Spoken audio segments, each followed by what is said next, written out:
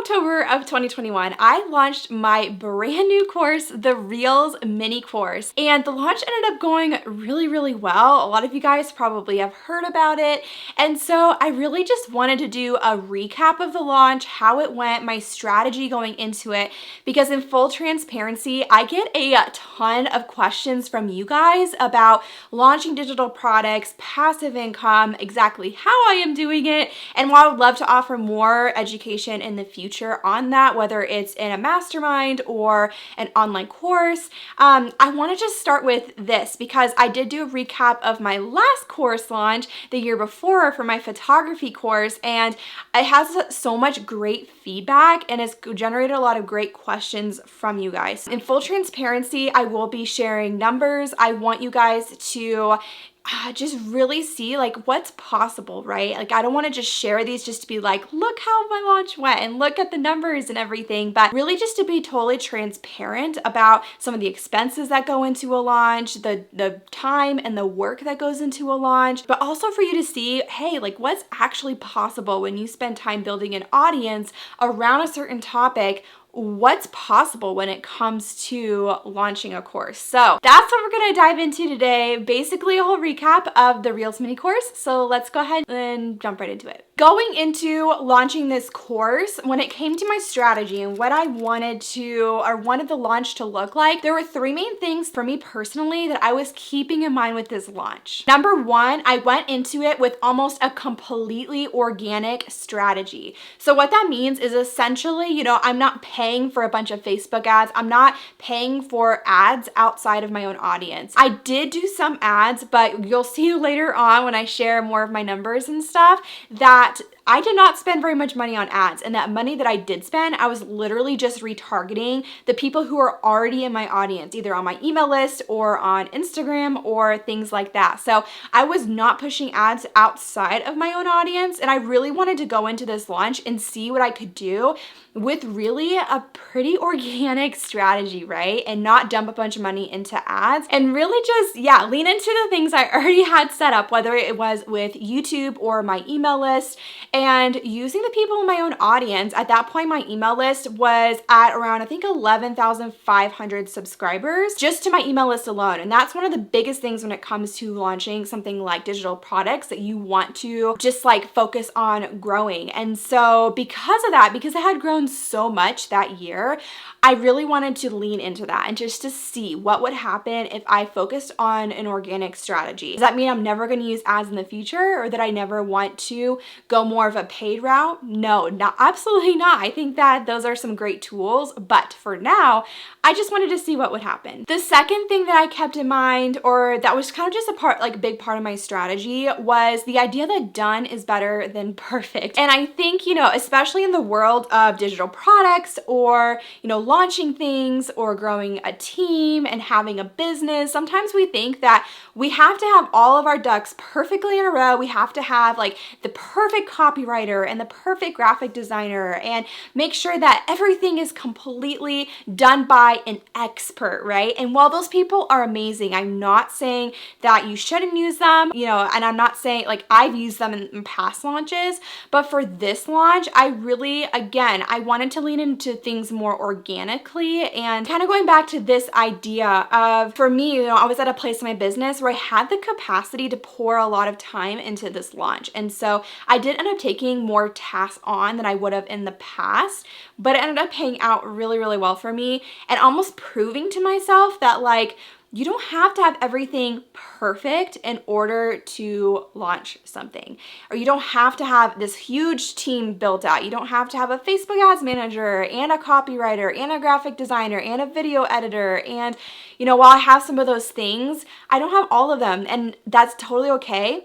And sometimes just getting it out there and doing the thing is going to serve you better and actually give you data to pull from so you can tweak things and know, okay, whenever I put, thousands of dollars into a copywriter for my emails, for example, we already have emails to pull from and what's already worked well, and you can help give some direction and probably save you money in the long run because you're going to do it really well the first time when you invest in this person. And that kind of is moves me into the third part of my launch strategy is really leaning into my team. So the team that I did have, I ended up hiring a videographer to film a few videos for me for the course. I filmed a lot of it myself just because I'm really familiar with filming videos like this, you know, for YouTube and stuff. But I did hire a videographer to film a few videos and was completely worth it just to have it for like marketing purposes and also for the types of videos I wanted him to film.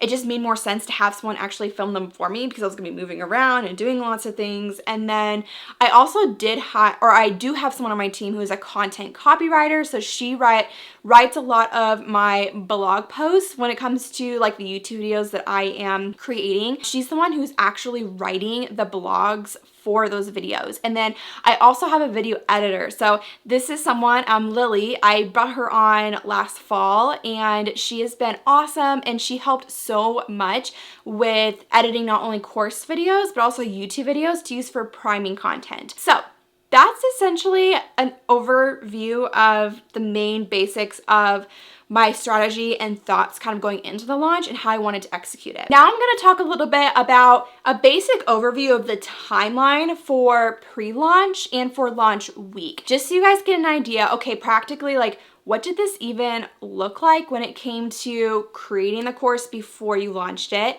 how you primed your audience, and then actually launching the course. So let's talk about pre-launch a little bit. This is kind of the timeline, and again, there's no right or wrong when it comes to some of these things, but this is just how it worked out for me and for this course and everything like that. So about 6 weeks prior to the course launch date, which was October 25th is when it launched to the public, about 6 weeks prior, I did send out a survey to my audience asking them more about Reels and what they were struggling with, what they wanted to learn more about with Reels, basically all these questions about Reels. So I could get a really good idea of where they were at, what they were struggling with, not only so that I could create the course to answer those questions, but to use it for marketing purposes as well, like creating the sales page, emails, all of that stuff. 5 weeks prior, so a week after I sent out the survey and made sure that, you know, all the course content looked good, I began filming the course, and I took an approach that was different than my last course. My last course, I had like a filming week, and granted that course was way bigger than this course, but I actually did the course filming in about a 2-week time span instead of only a 1-week time span. I found that that worked way better for me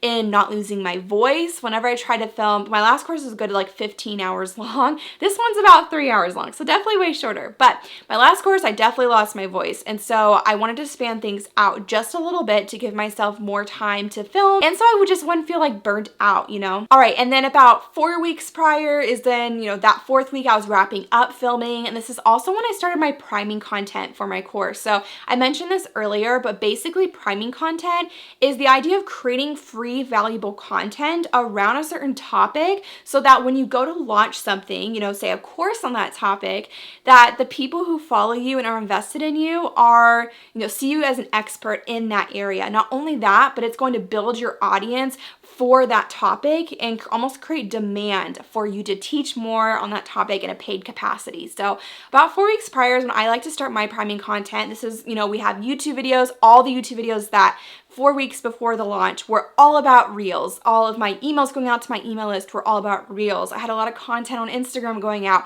all about Reels and tips for Reels. So essentially, no matter where someone followed me or likes to learn from me, whatever capacity that looks like, they were getting a bunch of free valuable content on Reels. So it just made sense when I launched it. I also want to throw in here that once I finished the course filming, I was handing off these videos to my video editor, Lily, and she was going ahead and starting to edit them so that we could get them uploaded and all of that. So moving into 3 weeks prior, I went ahead and also polled my audience for beta testers. So this is a process that ideally I like to do it a little bit sooner before I launch a course, but essentially you have, and I do it in a free capacity. So in exchange for them filling out a very extensive feedback form and going through the entire course and completing whatever else I want them to complete, they get access to the course for free.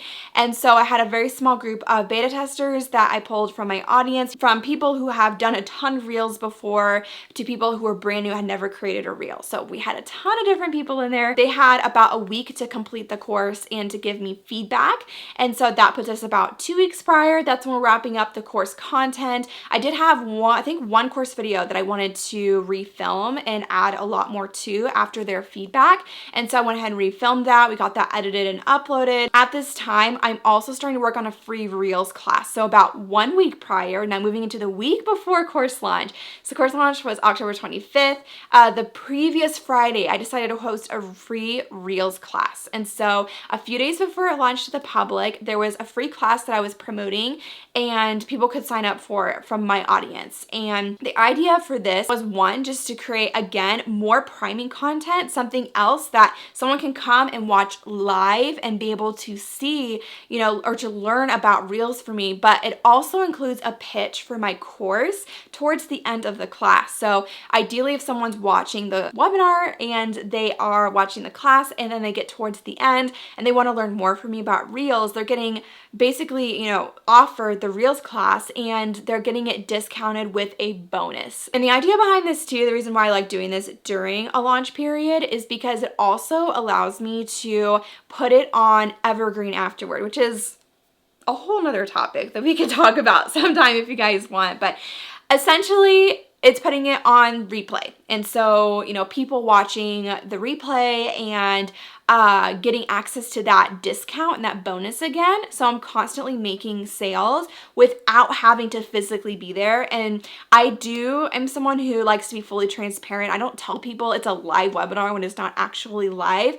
Like if you sign up for something from me and I'm advertising it as a live webinar with times, I'm actually physically going to be there. But if it's something that is going to be broadcasted or that's a replay of something that already broadcasted, I'm also totally transparent about that. I don't try to, that's why I just call it a free class replay and I don't try to act like it's a live webinar. Okay, so I think that's a good overview of pre-launch. So this is right up into the Friday before October 25th. So that would be the 22nd, I believe. So Friday, October 22nd is when we did the free reels class. We had 2 different times, one earlier in the morning and then one a little bit later. And so now let's go over like a little overview of launch week. So, and what that looks like. So Friday was the free reels class with the option to purchase the course at half off with the free class bonus. And that free class bonus, you can't get access to that anywhere outside of the class or any other time during launch week. So it was truly a very exclusive bonus that someone has to watch the class and watch it towards the end in order to get access. And by the way, I'm going to share later some just real quick like stats on how that's been doing on replay, and it's been doing really well. So Saturday evening, the free class replay expires. There was a replay for the webinar for the first 24 hours for anyone who signed up and couldn't make it. That expired Saturday evening.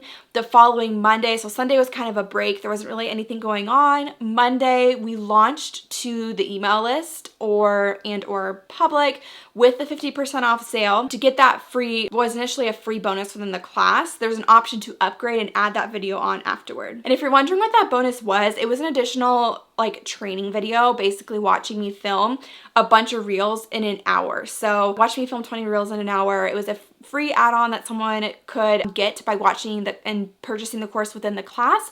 But if they signed up anytime outside of the class or even now outside of the class, they have to pay additional money to add that on. Okay, so we have Monday, launched an email list public with the 50% off sale. We did do a couple of bonuses, which I'll get to. I probably won't do it this way again, but I had some of my shop products as a bonus. So if someone signed up within the first 24 hours, an early bird bonus, they were able to get my free reels cover photo templates. And then if someone signed up within the final 24 hours at the end of the week, they got access to my free 100 plus reels ideas. I probably won't do it that way again, and I'll explain why later. Okay, so basically that was then during launch week, we're just sending out a bunch of emails, we're sharing about the sale, all of those things. And then on Friday at midnight, so my sale publicly ran from Monday through Friday. Friday at midnight Eastern Standard Time was the last chance for someone to purchase the course from me. That's when the sale officially ended. I actually closed down the cart the following day, and in the afternoon just to let any last minute sales trickle in. Anyone who didn't check their email at like 11 p.m. when I sent out the final email, like the last call, they could technically still jump in if they really wanted to the next morning. So that's the review of the launch and the timeline. Now let's break down some of the stats. So I'm gonna be reading off, we're gonna do a launch stats breakdown. I'll read it off from my computer just so I can make sure I get all of my numbers right. And in the last video, the video I did for my last course launch, you guys seem to really want to know a little bit more about my numbers and like what that looked like. So thankfully I tracked a lot of my numbers just for myself, but it was also easy for me to pull them for you guys. So again, like I mentioned pretty early on in this video, I had about 11,500 people on my email list. About 8,200 of those were added to my email list through some type of Reels related content, whether it was my 10 free Reels ideas, the free Reels cover photo template, things like that. That's how they were initially added. Everyone else was added from some sort of other method, whether it was through preset stuff or photography stuff or whatever. We had, again, we did not push ads. We only pulled from our own audience. So I leaned heavily into my email list to get people to sign up for the webinar, into my Instagram, even YouTube, and we ended up having in the end 1,258 webinar registrations.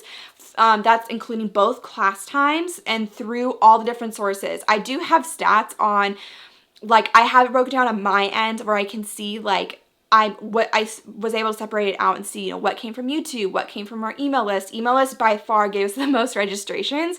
And I know we sent out a good 4 to 5 emails, like a week time span, which seems like a lot, but it ended up working out really well. And I would rather pull from those people and make sure they got signed up. So the total number of sales that happened from the live webinar and the people who watched the replay immediately after, so on that Friday or Saturday, total was 77 sales. So I have this broken up even more, but I just want to keep it as simple as possible because I could get really granular. But overall, 77 people signed up that Friday and Saturday, which was what I was super excited about. Means that 6.1% of the people who signed up for my webinar ended up purchasing, which I'm really happy with. So the total sales when it comes to Friday through Friday.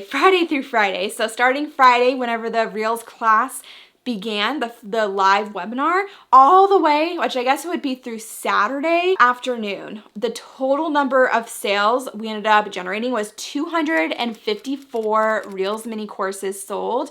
The total sales generated, that included, you know, future payment plans that were going to come in. It included all of the upgrades related directly to the course, so not related to maybe any other shop products that were sold that week, was $40,092. I'm going to go ahead and also want to mention here, I do have it written down. We have it was about $1,566 was made through upsells during the week. So like I mentioned, you know, if you bought outside of that webinar, you didn't get that free bonus, but you had the option to add it on. I believe it was an additional $27. I'm pretty sure. I probably should know that, but yeah, so we made an additional $1,500 just by making that an optional upgrade people could purchase after buying the course, which is super exciting. And then I know the majority, it was like a good 37,000 was from like, we didn't have a ton of people use the payment plan, basically. There's maybe a few $1,000s that was gonna come in over the next couple of months from people who decided to go the payment plan route with the course versus just paying for it up front. All right, so I do have my analytics in Kajabi. That's where I host my courses, pulled up on the back end. So if you're curious and you want to see how like it went day by day, just real quick, this is showing you that Friday where we did the first Reels class all the way through Saturday afternoon. Okay, so basically you can see like on those first 2 days, like I was mentioning earlier, I think we had it was like 77 course sales. So those are those first 2 days right here. We shut it down Saturday evening. Nobody had access to the course anymore. So this is like just a random shop product that I probably sold in my shop.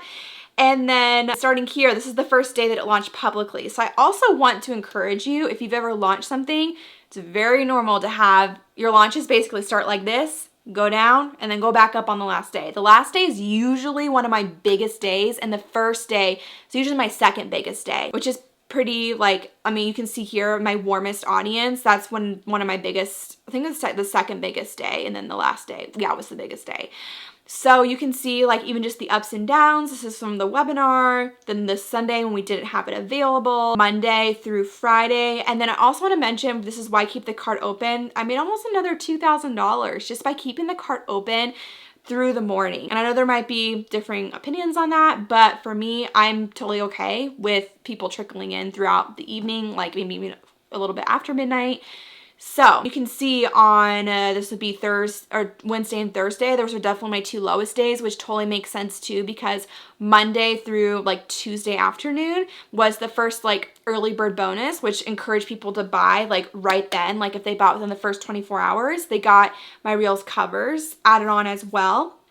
And the final 24 hours we pushed by giving that bonus of 100 plus Reels ideas. And so, yeah, so I hope that is helpful to look at and just to see. And I remember when it was under $300 of this net revenue number was from other shop products like my content calendar templates or just preset stuff or anything like that. But the rest of it was directly related to this course. So yeah, so hopefully that's helpful. All right, so now we're going to dive into what were the expenses directly related to my launch. And I think you'll be surprised at how low the expenses are, especially compared to if you've ever launched something before, you know how expensive ads can get and all of that. Again, I went into this with a pretty organic strategy, leaning into my own audience and yeah, and the team that I already had in place. And so I'm just gonna read them off real quick. We had one, I paid about $500 to a videographer to film those few videos for me. I paid about $300 directly related to the course, like editing the course and all of that, to my video editor.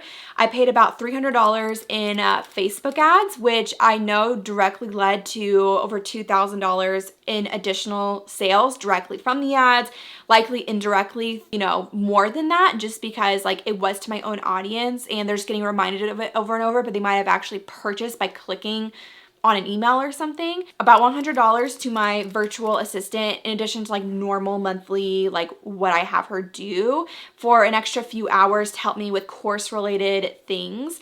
And then I did pay $999 for Webinar Jam. I did have to renew that subscription anyway to keep my past classes alive. So I don't know.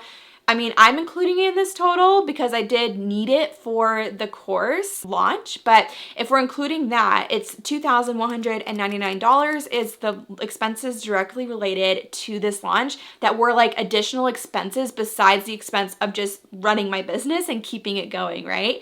If we're not including Webinar Jam, you could deduct $1,000 from that. Okay, so now, well, I just really wanted to share that too because I believe in being so transparent. I think so often we can hear like 6-figure launches or multiple 5-figure launches, and it's like, yeah, maybe you generated thousands of dollars in sales, but like what did you actually take home? What was your profit after that? And I think that's just as important as giving those big numbers that sound really impressive.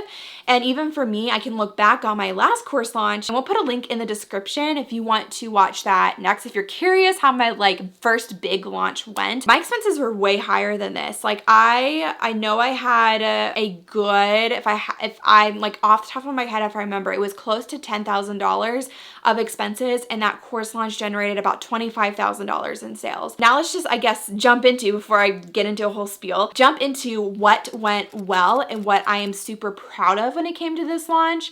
And, you know, like I already mentioned, really just for myself, like being able to see, wow, like you do not have to have the fanciest of everything to do this. Like, and it doesn't have to be perfect. And I even spent way fewer hours on this course launch because I tracked my hours when I work than I did my last course launch. I think it was something like this launch of like direct hours was like 60 hours and the last one was like 170 hours, somewhere around those ballparks. And for me, like the profit was so much better and I spent less time and I did do more things myself. And doing more things myself, I knew it wasn't going to be perfect, but it was going to give me a good idea of how well this is what it was going to do before pouring a ton of money into it. And so I'm really proud of that. And that gives me a lot of confidence going forward. And okay, if I do want to invest into like a copywriter to write my sales page now, I have a really good foundation to go off of and to give them and know exactly what's been working, and it's going to make my investment a lot more worth it. Not that you can't make it worth it, right, the first time around, but for me, it just, yeah, it was really cool to see that. Another thing that went really well with this launch was leaning more into my organic audience and sending more emails than I might normally would with a launch. For example, in past launches, on the final day, like on that final Friday before the cart closes, I normally would just send an email in the morning and an email in the evening reminding them it was the last day. But I sent on this launch 2 additional emails on that day, one 3 hours before the cart closed and then one again 1 hour before their cart closed. And I was watching it in real time and I saw a good uptick in sales and sending out every single time I sent out another email, I would get more sales. And so just overall, that's an example, but leaning into my organic audience worked really well. And it also worked really well because I'd spent probably a good year. Yeah, at that point I had been at least a year. My YouTube especially was very focused on Reels. You guys know, if you subscribe to me here, we talk about Reels a lot. I genuinely love talking about it and sharing about it and helping you guys with it. And so I think that's why it worked really well, because I knew like it's what you guys wanted to learn more about from me. Another thing that went well was the free class. Giving the bonus in the webinar if they signed up for the course within the class worked really well. And I'll mention here in a second, you know, how it's done since then with the replay and all of that. But for me, yeah, that was a really good idea and a good idea to do that. Another thing that worked really well was hiring my video editor, Lily.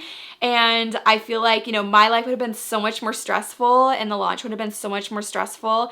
And even though I wish I had more help in other areas and moving forward, I'm going to need more help in other areas when I launch things. She was a really good first step in handing off hours and hours of editing that really gave me time to be able to write the sales page and write some of the email copy, because it's something that I enjoy doing those things. I don't mind doing those things. And so that was a really good decision for me going into this. Another thing that went really well was turning the live webinar page into a replay waitlist. And this is one thing that went really well that I actually didn't really expect to go well, which sounds kind of weird, but basically like immediately after the replay expired Saturday, we started getting like literally dozens of emails saying, oh my gosh, like I want to watch this, I really want to sign up for this. But at that point, like we had just put it on. We didn't even have, like, it wasn't set up at all for people to immediately watch the replay after Saturday. And so I wish, when I talk about what I do differently, I'm really glad that we went ahead. I think it was like Monday or Tuesday, we turned the webinar page into a wait list. So whether people were emailing in asking or whether someone had found a link to it somewhere, like down, like after the live class had happened, they could go ahead and sign up for a wait list. So whenever the replay did become available, we had a list of people who were interested in wanting to watch it right away. And so moving into what I do differently, basically, I would make that a priority, making sure it's an immediate wait list and not have that few day lag where I'm almost gonna lose people. Like I probably could have had more people sign up for the wait list. We had literally hundreds of people. I don't know the number off the top of my head, but hundreds sign up for the wait list within about a week time span. But let the replay become available the following Monday after the launch ended Saturday. So we did get it up pretty quickly because I saw the demand for it and I was like, I gotta get this thing up and going because people really want this. But yeah, so basically what I do differently next time going into like another launch, I'd make sure I have that wait list ready to go, or potentially even consider letting the replay run a little bit longer. I would also make sure I have with a Webinar Jam is the program I use to host the webinar, like I mentioned, and I would make sure to have it set up further out than the day before the webinar. I waited till the day before to like, you know, just get my slides in there, make sure everything looked good. It ended up being a pain in the butt and it was so stressful. And I wish I had done that like maybe at least a week in advance just to give myself some time in case I needed it, because I did need to get in touch with like their support team and all of that. And it was stressful knowing I had that the next morning and I needed it to be working.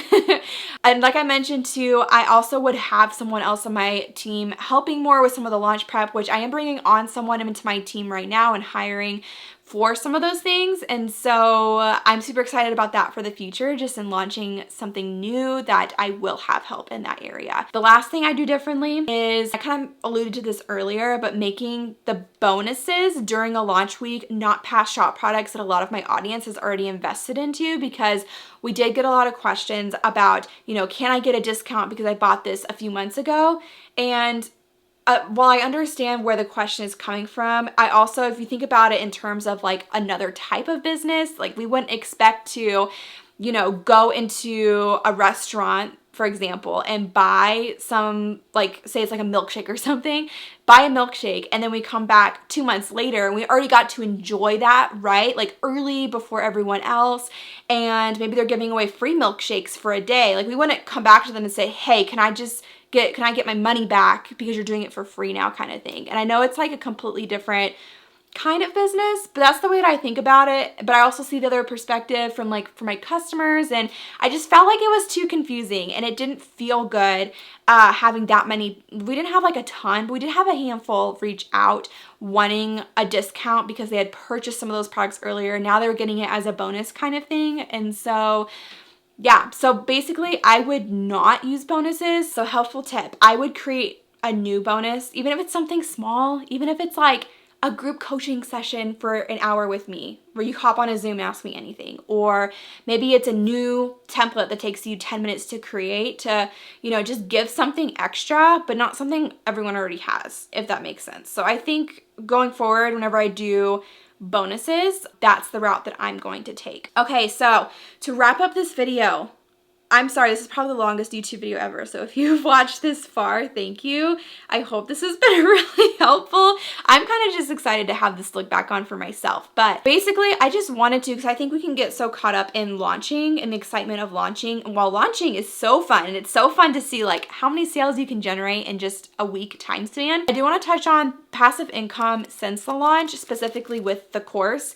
And just encourage you, if you're someone who is looking to launch something, if you're someone who is looking to launch a course or digital products, I highly encourage you to make setting up email sales funnels to automate sales for your course after the fact, like after the launch, they immediately go live and you can already start generating those sales. Have those in place, because it's been absolutely insane in a little over, so in my analytics, I went back in a little over 2 months. So at this point, it's been like, I think 2.5 months since I launched the course. By setting up some sales funnels for my course and having that webinar on replay where someone can get access to that sale again, we've had over $10,000 in additional sales solely from that, from putting the webinar on replay, having some email sales funnels. And that's a whole nother topic that I could talk about in the future if you guys want me to, like talking about sales funnels and all of that. It's something I've become way more excited about more recently. It's fun, I think, to set something up and then track it and see how it's doing and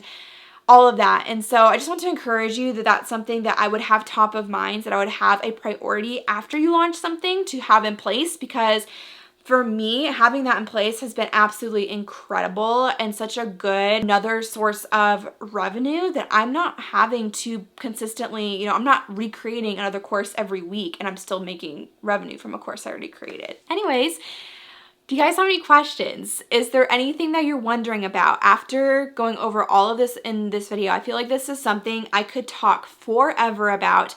There's so many different it's such a complex topic. There's so many different facets to launching launching a digital product, a course specifically.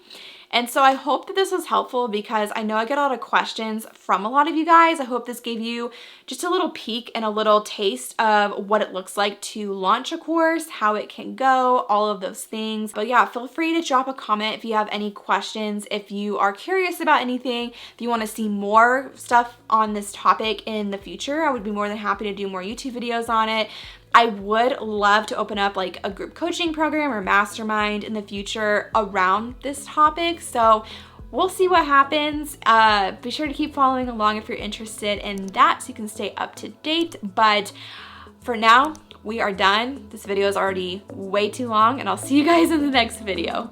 Bye guys.